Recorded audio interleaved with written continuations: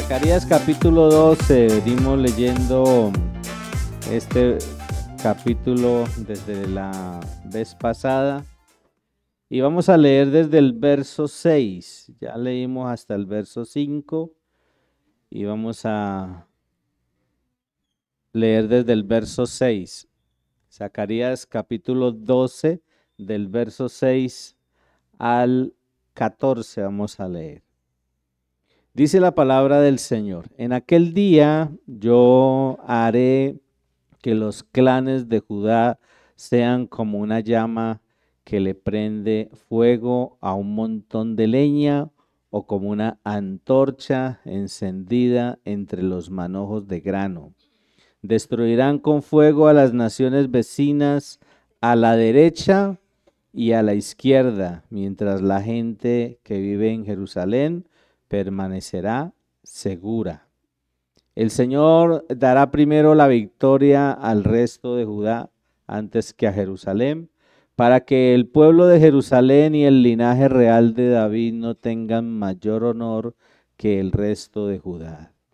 En aquel día el Señor defenderá al pueblo de Jerusalén. El más débil entre ellos será tan poderoso como el rey David, y los descendientes reales serán como Dios mismo, como el ángel del Señor que va delante de ellos. Pues en aquel día comenzaré a destruir a todas las naciones que ataquen a Jerusalén. Entonces derramaré un espíritu de gracia y oración sobre la familia de David y sobre los habitantes de Jerusalén. Me mirarán a mí, a quien traspasaron, y harán duelo por él como por un hijo único. Se lamentarán amargamente como quien llora la muerte de un primer hijo varón. El dolor y el luto en Jerusalén serán tan grandes como el duelo por Hadad Rimón en el valle de Megiddo. Todo Israel hará duelo, cada clan por su lado, los esposos separados de sus esposas. El clan de David llorará solo, como lo hará el clan de Natán, el clan de Leví y el clan de Simeí. Cada clan sobreviviente de Judá se lamentará por separado, y los esposos separados de sus esposas. Y bueno, este es un pasaje profético, como lo hemos estado analizando en estos tiempos del estudio bíblico que estamos haciendo de este libro. Y yo le colocaba como título a esta reflexión, le colocaba: aquel día está cercano. Y es que cuando uno mira todos los acontecimientos que nos está narrando el profeta Zacarías en este libro, pues nosotros tenemos que ser conscientes hoy de esas cosas que ya se están dando con mucha prontitud, ¿sí? Como nos lo muestra aquí el libro.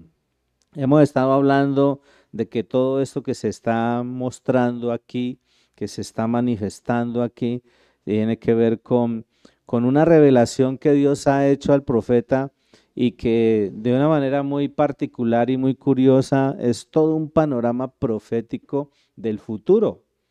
Lo que Zacarías estaba viendo en esas visiones que Dios le había mostrado, que le estaba mostrando y que él está aquí dando a conocer a todo el pueblo, son cosas que se iban a dar al futuro, ¿sí? O que se van a dar hacia el futuro, porque hay varias de esas cosas que aún no se han dado, pero que en el proceso de ir analizando esto nos damos cuenta de que así como se han cumplido algunas cosas, las que están allí que todavía no se han cumplido se van a cumplir, porque Dios es un Dios que no miente, Dios es un Dios que siempre cumple con lo que Él ha determinado. Entonces aquí encontramos toda esa revelación, es todo un panorama de esa revelación profética hacia el futuro. Y aquí nos está mostrando en este capítulo y en el capítulo anterior nos está mostrando a ese Mesías que fue rechazado, a ese Mesías que fue ignorado, que fue ridiculizado y que lo conocemos también como el Emanuel, como el Dios con nosotros. Y aquí nos está mostrando que hacia ese futuro, en ese futuro en el que se va a manifestar el Mesías que va a regresar por segunda vez, ¿sí? Ahí lo narra también que se iba a manifestar y que iba a venir por primera vez y que iba a ser rechazado. Y ahí está haciendo ese énfasis, ese Dios con nosotros, el que fue vendido por 30 monedas de plata, como también nos lo mostraba en el capítulo anterior y lo habíamos estado también reflexionando con relación a a esa manera como se le rechazó. Ese que es el Salvador del mundo fue rechazado. Y desde este tiempo, desde esta época, siglos antes, Zacarías ha recibido de parte de Dios esa revelación y la está compartiendo con el pueblo de Israel y está diciendo, va a venir ese Mesías, el Mesías sufriente como se le conoce, y va a venir. Y el Mesías ya vino y vino por primera vez y aunque tenía todas las condiciones de un buen pastor, no se le recibió, no se le aceptó, antes por el contrario, se le rechazó, se le ignoró, se le ridiculizó y eso es triste. Ahora uno podría pensar, bueno, nosotros no hemos hecho eso, pero a través de las actitudes, de las conductas, también podemos hacer eso, ¿no? Cuando no queremos estar con Él, cuando no queremos estar bajo su dirección, bajo su sujeción. Pero también nos habla del falso Mesías o de ese anticristo. Ahí también nos narra la Biblia del anticristo. Y curiosamente, ese falso Mesías, ese pastor necio, como también lo dice ahí en la palabra de Dios y en este libro, ese pastor necio, a ese sí iban a recibir, a ese sí recibieron, a ese sí iban a honrar, a ese sí aceptarán, a ese sí seguirán. Ahora, ese anticristo, ese pastor necio, aún no se ha manifestado. Pero lo que nos está mostrando allí la palabra del Señor es que a el buen pastor, al pastor que dio su vida por las ovejas, a ese pastor lo iban a rechazar y lo rechazaron. Pero al pastor que viene, a ese pastor necio, a ese anticristo, no se le va a rechazar, hablando del pueblo de Israel, ¿no?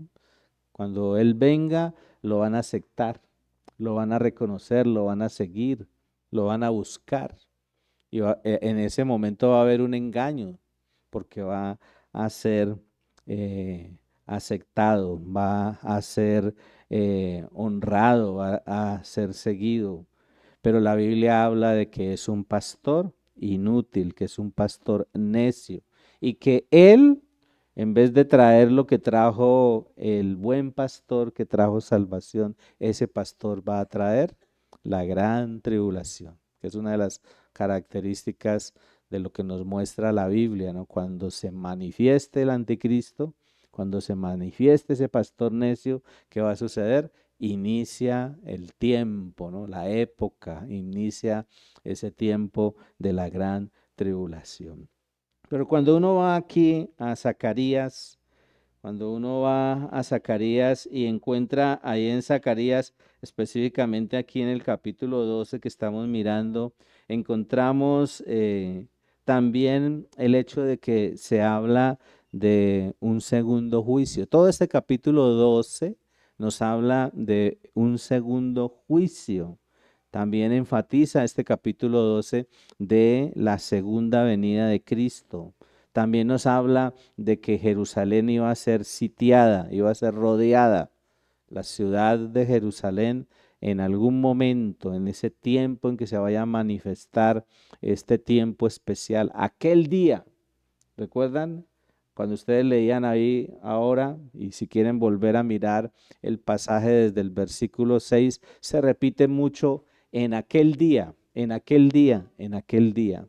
Y toda esa expresión de en aquel día hace referencia a ese día, al día del Señor, a ese día en donde se va a manifestar en ese tiempo. No va a ser un solo día de 24 horas como hablábamos la vez pasada, ¿no? Va a ser un tiempo y en ese tiempo van a suceder varios acontecimientos. Entonces aquí nos está hablando de la segunda venida, nos está hablando de cómo iba a ser sitiada Jerusalén, todos los enemigos que viven alrededor o que están alrededor de Jerusalén, de Israel, van a atacar esta ciudad, pero algo también extraordinario que nos muestra este capítulo, el capítulo 12, es el hecho de que aquí hay una promesa y Dios promete el cuidado y la protección sobre esta nación y sobre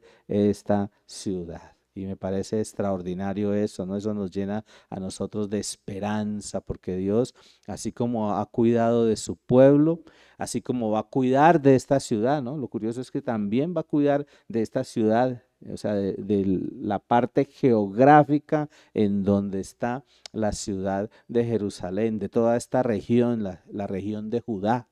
Toda esta región va a ser cuidada y esta ciudad específicamente va a ser cuidada y por ende los habitantes. Aquí vemos entonces cómo Zacarías a través de este capítulo nos está mostrando una intervención directa de Dios. Dios va a obrar de una manera directa sobre las situaciones difíciles que está viviendo o que va a vivir el pueblo de Israel.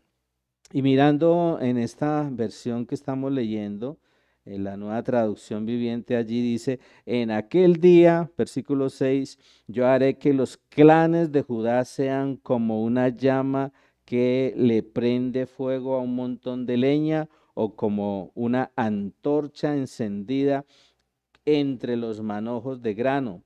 Destruirán con fuego a las naciones vecinas, a la derecha y a la izquierda, mientras la gente que vive en Jerusalén permanecerá segura. Y eso es una promesa que hay allí, ¿no? Cuidado, protección. Y Dios les hace a través de estas palabras o de esta manera tan particular, con este lenguaje profético, Dios da a entender eso, de que Él va a cuidar, de que Él va a proteger, de que Él va a ser una especie de vallado alrededor de esta ciudad y de este pueblo, ¿no? Del pueblo de Israel, y que todos aquellos que ataquen van a recibir eh, de parte de Dios su castigo, su juicio, van a ser destruidos. Y en el versículo 7 dice, el Señor dará primero la victoria al resto de Judá antes que a Jerusalén, para que el pueblo de Jerusalén y el linaje real de David no tengan mayor honor que el resto de Judá. Y mire que Dios es muy cuidadoso, ¿no? Cuando Dios se enfoca en una sola persona o en algún pequeño grupo de personas eh, y manifiesta su amor, su poder y su gracia sobre algunos. Uno puede llenarse de ego, uno puede hincharse de orgullo, ¿sí? A mí Dios sí me bendice, a mí Dios sí me cuida, ¿no? Yo soy el preferido de Dios. Por ahí le oía a uno de nuestros consiervos que él era el hijo preferido de Dios. Y Dios ama a todo mundo por igual, ¿sí? Dios ama a todo mundo por igual. Y uno a veces dice, no, yo soy el hijo, la hija preferida de Dios. Dios nos ama a todos por igual y por eso, así como bendice a uno, bendice al otro. Y por eso siempre apartamos estos tiempos de acción de gracias para que todos nosotros podamos contar, de lo que Dios hace en nuestras vidas. Y nosotros tenemos que acostumbrarnos a dar testimonio y a glorificar a Dios por lo que Dios hace. No podemos quedarnos callados. Muchas veces no damos testimonio es porque nosotros no nos sentamos a meditar en el obrar de Dios en nuestra vida. No nos sentamos a mirar cómo Dios ha obrado en nuestra vida. Que Dios obra a través de nuestras vidas. O sea, Dios nos puede usar. Dios puede usar mi vida para ayudar, para edificar a otros, pero Dios también puede obrar en mi vida a favor mío, ¿sí? Y cuando yo veo y oigo cómo cuentan los testimonios, estoy viendo también que Dios puede obrar en los demás.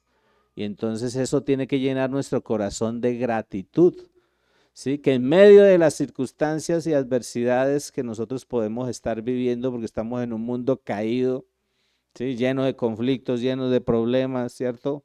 Con gobiernos, con personas, con jefes, con esposas, con esposos, con hijos que le sacan la piedra a uno cada rato, ¿cierto? Con gente que le hace dañar la espiritualidad, ¿sí? Con todo eso, ¿no? Con todas esas situaciones que nosotros podemos vivir, con las mismas malas actitudes nuestras, en medio de todo eso, Dios obra a favor de cada uno de nosotros. Y el pueblo de Israel habían rechazado al Mesías, ¿sí? Lo habían menospreciado, se habían burlado de él. Y a pesar de eso, Dios dice que va a cuidar, que va a proteger, que va a bendecir. Entonces, ¿qué esperamos nosotros? Pues el cuidado, el amor, la misericordia de Dios. Dígale al Señor, espere en el Señor. Toque ahí al que está a su lado, dígale, espere al Señor. Espere en el Señor. Espere en el Señor. Y vemos eso, ¿no? Esas cosas tan interesantes que está aquí mostrándonos. La intervención de Dios a favor de su pueblo. Y esa es una de las cosas que yo rescato de esta lectura que hemos estado haciendo. Él hace una promesa de cuidar y de proteger. Yo debo caminar confiado. Ahora, yo tengo que ser prudente, sensible. Uno dice, no, yo voy con el Señor y me voy por toda la mitad de la calle. Tenga, que por qué me golpeó si yo iba con el Señor, que por qué ¿sí? No, yo tengo que ser prudente. Estamos en medio de un ambiente, ¿cierto? De un contexto que es desfavorable, donde nos está atacando muchas cosas, donde vivimos afectados por muchas cosas. Nosotros tenemos que ser conscientes. Pero lo bueno y lo increíble de esto es que va a haber una intervención, y la intervención directa de Dios a favor de su pueblo. Y eso es increíble. Sí, aquí vemos eso de una manera extraordinaria. Aquí dice que es a favor de Jerusalén, esa ciudad que es geográficamente la intervención, ¿no? No solamente en la vida de las personas que viven allí o que van a estar allí o el remanente que hay allí, sino de la ciudad, ¿sí? De la ciudad, de esta ciudad tan especial que es Jerusalén. Ahora, no es este tiempo, ¿no? Porque uno podría decir, bueno, estamos en unos tiempos difíciles donde han sido atacados, miren cuántas personas van muertas en todo este conflicto, pero no es en este tiempo, eso no tiene que ver con este tiempo. Esto que nos está narrando aquí Zacarías tiene que ver con un tiempo futuro, cercano pero futuro, ¿sí? A eso hace referencia la palabra del Señor, una promesa de liberación y una promesa para cuidar. Dios cuidará, el cuidado de Dios se manifestará sobre esas vidas de las personas que están allí. Un Dios al que también vemos aquí que le desagrada la discriminación y el rechazo. Nosotros tenemos que aprender de esto.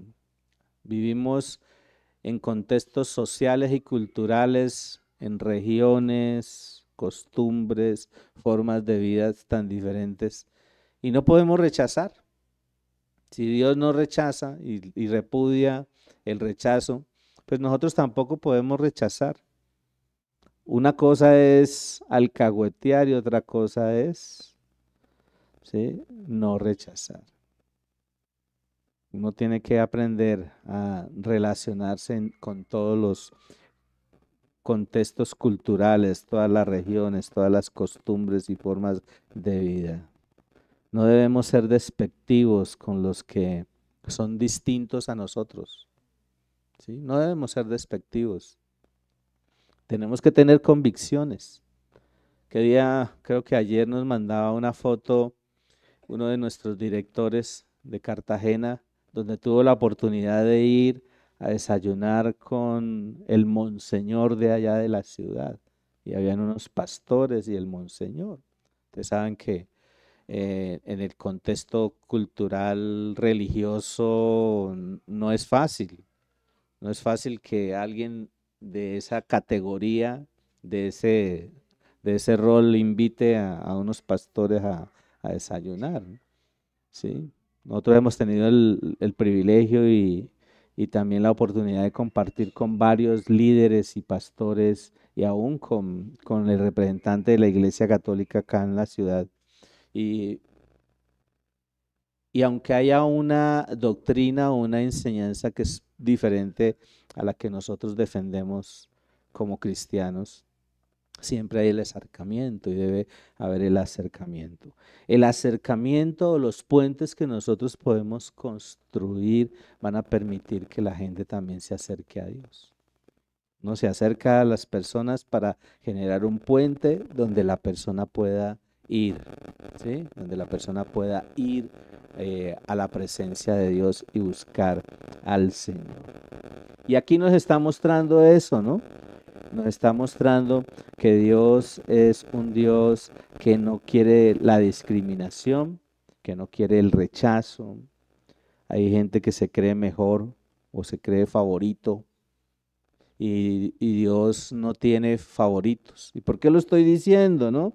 Por lo que dice allí en el versículo 7, el Señor dará primero la victoria al resto de Judá. Y no está, los demás no van el linaje de David, el pueblo de Jerusalén, no van a recibir de primero.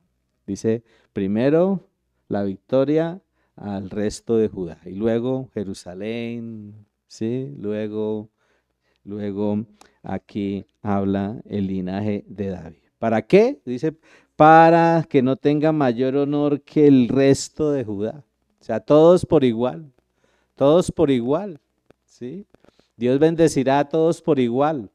El problema es nuestro, que a veces Dios nos bendice y nosotros no somos agradecidos. Dios nos está bendiciendo y uno no es agradecido, ¿sí? Dios nos da la vida, Dios nos da el alimento, Dios nos da el trabajo, bueno, tantas cosas que Dios nos da. Yo he visto que muchas veces en todo este proceso de la vida cristiana, y aún desde antes de servirle al Señor, la fidelidad de Dios. Aún en medio de momentos difíciles donde yo recuerdo una época en donde yo estuve sin trabajo como 3 meses de seguido, ¿sí? Y desde la primera semana que me quedé sin trabajo, yo dije, bueno, ¿qué hago? Señor, ¿qué hago? Y el Señor me puso a servir. Me puso a servir. Entonces yo iba a la sede y a los líderes, bueno, ¿qué hay que hacer? ¿En qué puedo colaborar? ¿Sí? Y no había así retribución, ¿no? Porque uno a veces está esperando, bueno, ¿y qué me van a dar? ¿No? ¿Cómo voy yo allí? ¿Sí? ¿Cómo voy yo allí? ¿Qué me van a dar? ¿No?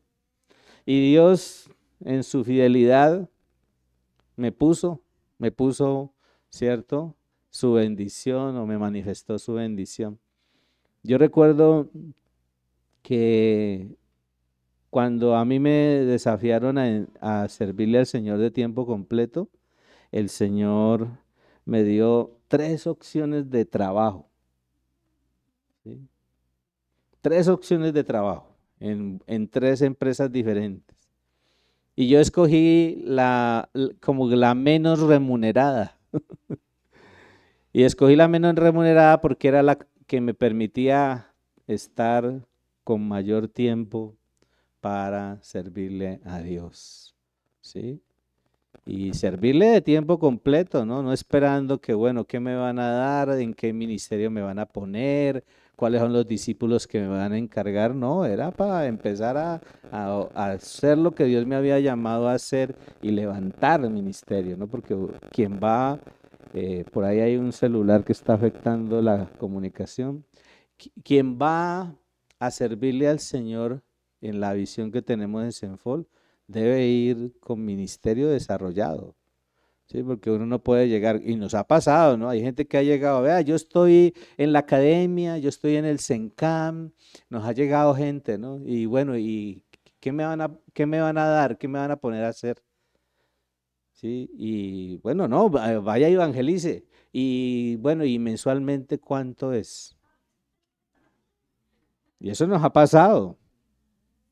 Ahora, la Biblia dice que el obrero es digno de su salario y gloria a Dios por los que son fieles en sus diezmos, en sus ofrendas, y todo eso nos ayuda a nosotros a administrar sabiamente y ayudar con algo, ¿no? Ahorita que decía Diomar, necesitamos recursos, sí, es verdad. Afortunadamente hay para el transporte, ¿no? Hay para el transporte y se pueden ir libremente y no pueden decir, "Vea, es que me toca meter de mi bolsillo para ir a servirle al Señor". Pues muchas veces lo hemos hecho, pero debemos ser conscientes de que Dios está con nosotros y de que Dios interviene a favor de nosotros, de que Dios cuida de nosotros. No debemos desarrollar sentimientos de superioridad, no debemos menospreciar a nadie. Uno no alcanza a dimensionar cuánto puede hacer Dios a través de la vida de una persona, ¿sí? Por eso todos podemos ser instrumentos útiles en las manos del Señor. Ahora, haciéndolo bien, ¿no? Porque uno a veces lo hace, no, es que yo quiero hacerlo así, ¿sí? Y no le funciona y no, y quiero seguirlo haciendo así y no le funciona y sigue uno ahí como en su terquedad. No, aquí Dios hace consciente. Lo que más me llama la atención de esta porción que hemos leído hoy es que Dios hace consciente a su pueblo y les hace entender que Él librará y librará el Señor las tiendas de Judá primero, dice. Dios nos hace conscientes de que Él obra a través de nosotros, pero también obra en nosotros. Y ahí dice en ese pasaje, en la versión tradicional, dice, el más débil será como David. Qué increíble, ¿cierto? O sea, David es un referente de un general del ejército con muchos buenos resultados. Por eso, si usted se pone en las manos del Señor, el Señor le usa. Por muy débil que usted se sienta, pero usted con su debilidad se pone en las manos del Señor y Dios obra, Dios actúa, Dios se manifiesta. ¿Sí? Dios se manifiesta y se manifiesta de una manera extraordinaria en medio de nosotros. ¿Sí? Y ahí también dice una expresión, la casa de David será como Dios. Qué increíble, ¿no? Una comparación, ¿sí? Ese pueblo, esas personas, ese remanente tendrá la oportunidad de ver cómo Dios obra en sus vidas y a través de sus vidas. Y ahí está hablando o haciendo referencia a esto, al hecho de que de ese linaje, del linaje de David, nace el Mesías, ¿sí? El Mesías que nosotros estamos esperando por segunda vez. Desafortunadamente el pueblo de Israel lo está esperando por primera vez, ¿no? Ellos hacen una diferencia, por eso rechazan, y hasta ahora, ¿no? Hasta ahora los judíos están rechazando al Mesías sufriente. Que día estaba analizando detalles sobre eso y para los judíos hay dos Mesías. Y ese Mesías que están esperando para ellos es diferente al que ya vino. Por eso lo rechazan, no lo reconocen. Pero resulta que ese Mesías que ya vino y el Mesías que va a venir es el mismo. Y por eso cuando ellos vean esa manifestación aquí, en ese tiempo que se va a dar, por eso ellos se quebrantarán.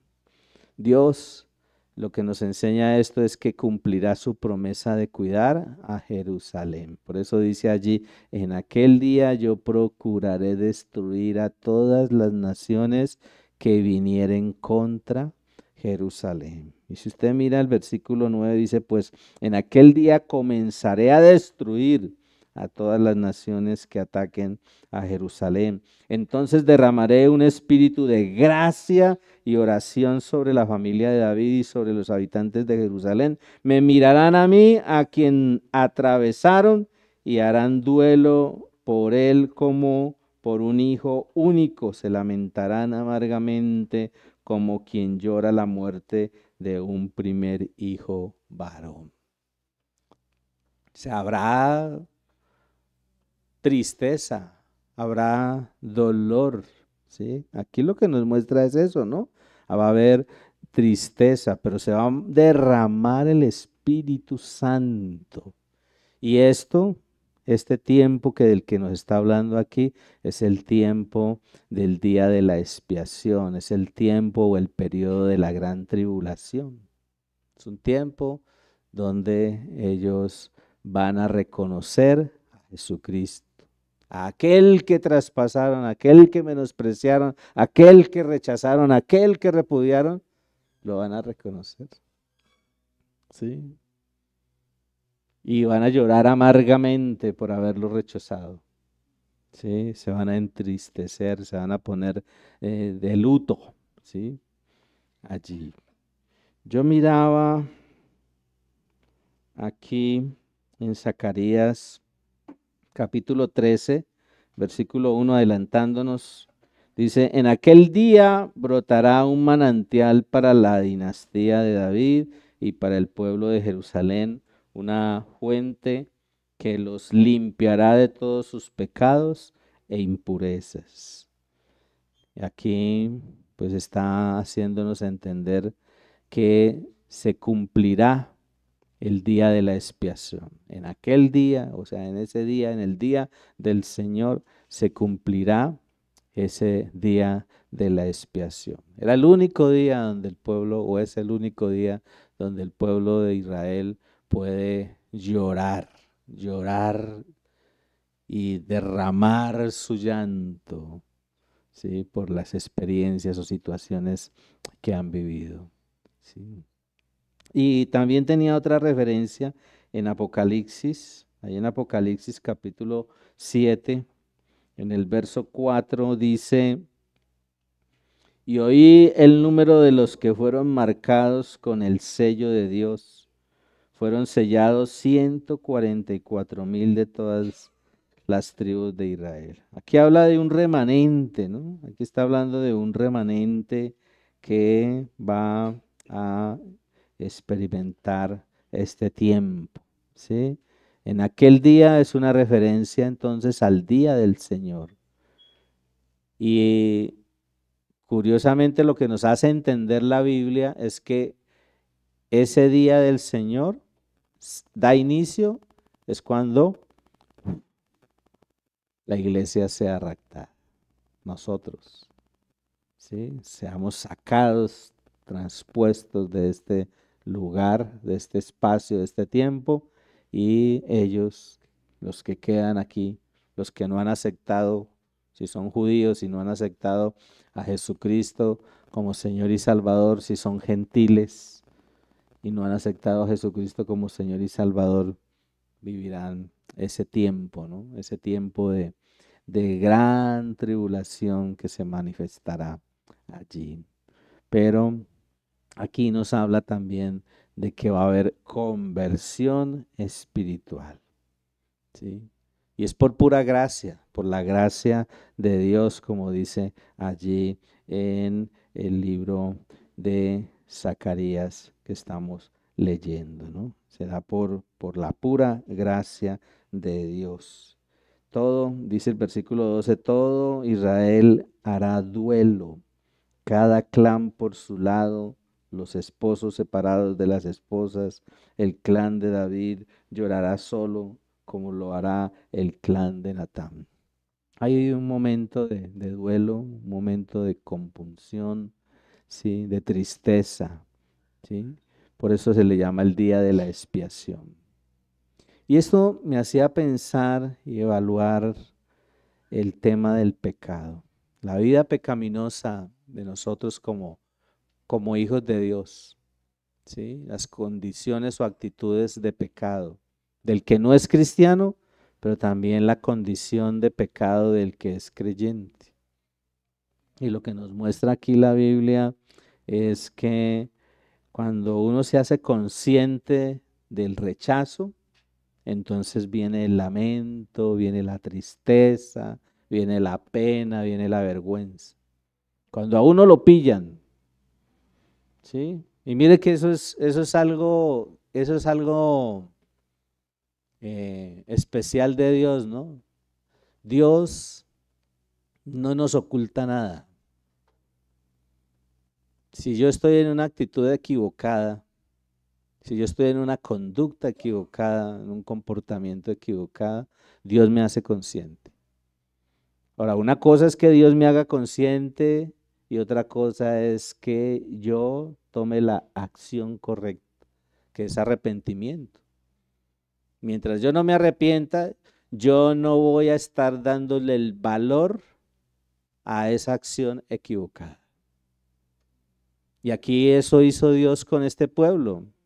Un pueblo que entendió que había procedido de mala manera, de una forma equivocada. Y que cuando ellos se hicieron conscientes, entonces ellos se arrepintieron. Vino el lamento, vino la tristeza, vino la pena, vino la vergüenza. Porque se hicieron conscientes de que habían cometido un error. De pronto los que se van a hacer conscientes no fueron los que en su momento histórico rechazaron al Mesías, pero como pueblo de Dios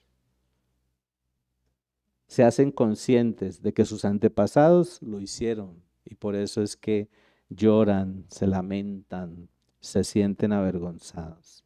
¿Y eso qué nos enseña? Pues nos enseña acerca de la necesidad del arrepentimiento y de la confesión, que es algo que debemos hacer nosotros los hijos de Dios. El incrédulo, ¿qué tiene que hacer? Arrepentirse y aceptar a Jesucristo como Señor, como Salvador. Eso tiene que hacer el no creyente. Pero nosotros cuando fallamos como hijos de Dios, porque fallamos. Ninguno de los que estamos aquí podemos decir, yo nunca he fallado. Yo voy al 100, voy full con el Señor, ¿cierto?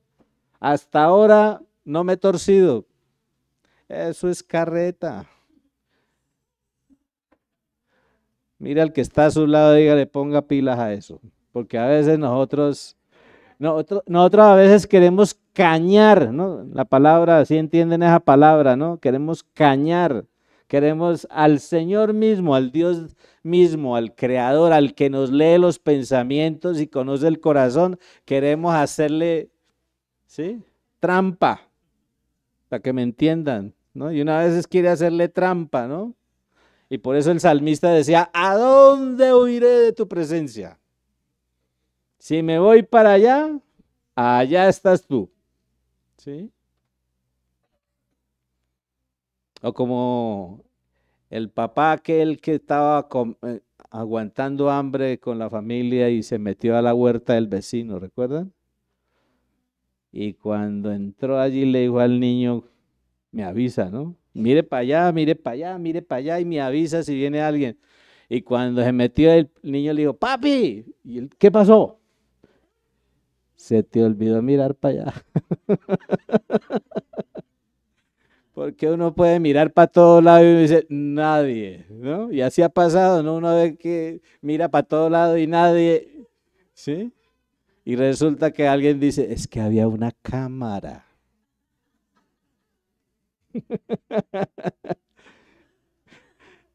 Y uno se niega, ¿no? Hasta que le ponen el video, pero uno les dice, pero ese sí soy yo. Y uno a Dios no lo puede engañar. Pero esto, ¿no? Nos hace hacer conscientes de la necesidad del arrepentimiento y de la confesión. Y ahí en el versículo 11 que estábamos leyendo dice, el dolor y el luto en Jerusalén serán tan grandes como el duelo por Hadad Rimón en el valle de Megiddo. Y yo pensaba, bueno, ¿cuándo el pueblo de Israel se ha lamentado y ha llorado tanto? Y en el Antiguo Testamento habla de un rey y cuando ese rey murió, toda la nación lo lloró. Y fue un duelo y un lamento impresionante. El rey Josías, que fue un buen rey, ¿sí? Y la gente lo lloró de una manera impresionante. Y hace referencia a eso, a la necesidad de arrepentimiento y de confesión. Y cuando dice allí, en versículo 12, todo Israel hará duelo. En versículo 13 dice, el clan de Leví, el clan de Simeí, cada clan sobreviviente de Judá se lamentará por separado.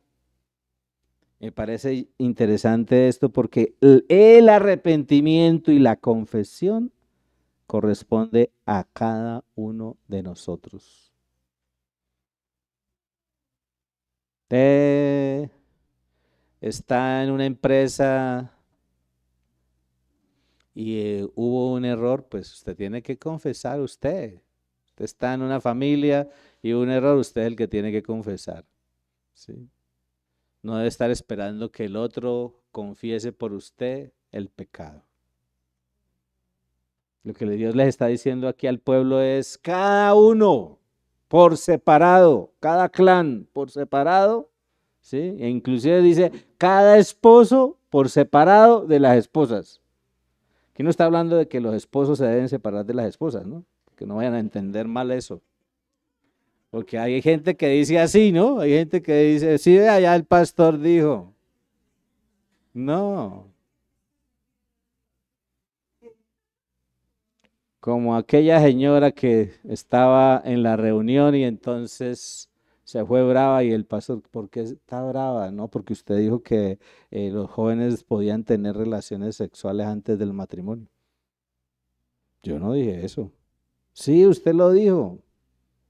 Yo, ya me acordé, dijo el pastor. Yo estaba hablando que para la gente de este mundo es normal el pecado, ¿sí? Y entonces, por ejemplo, hoy para los jóvenes es normal y es bueno tener relaciones antes del matrimonio. Yo vi que en ese momento usted se despertó. Entonces, por eso, dígale al que está a su lado, no se duerma, dígale, no se duerma. No se duerma porque después sale con una cosa rara aquí y dice, ay, allá dijeron eso.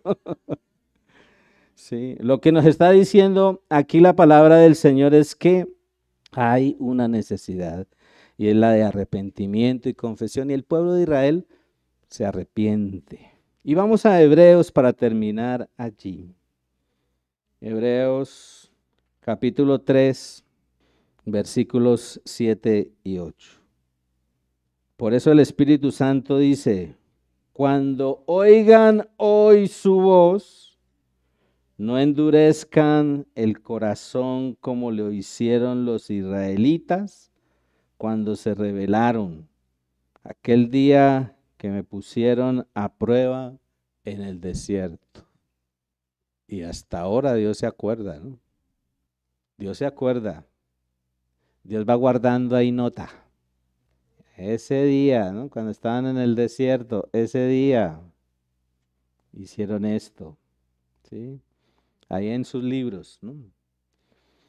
Qué bueno saber que estamos escritos en el libro de la vida. Pero también Dios tiene ahí sus notas con nosotros, ¿sí? Cuando nos tengamos que presentar delante de Él, Dios llama cuentas. A ver, don Andrés, ¿cómo le fue con esto? A todos, ¿cierto? Nos llama cuentas. Por eso entendemos nosotros que aquel día está cercano. Y si ese día está cercano, ¿qué debemos hacer? Pues tenemos que estar listos, preparados, en buenas condiciones, en una buena condición, no solamente física, sino emocional y espiritual. Las circunstancias difíciles que vivimos, Dios las utiliza para enseñarnos, aún para que se manifieste lo que hay en el corazón. Porque a veces en las circunstancias difíciles es cuando uno saca el cobre, ¿no? ¿Sí? ¿Y por qué a mí? ¿Y por qué yo, tan buen chico, tan buena muchacha que soy? ¿Cierto? Y resulta de que Dios tiene su momento de juicio para nosotros. Vamos a orar, vamos a darle gracias al Señor por este momento.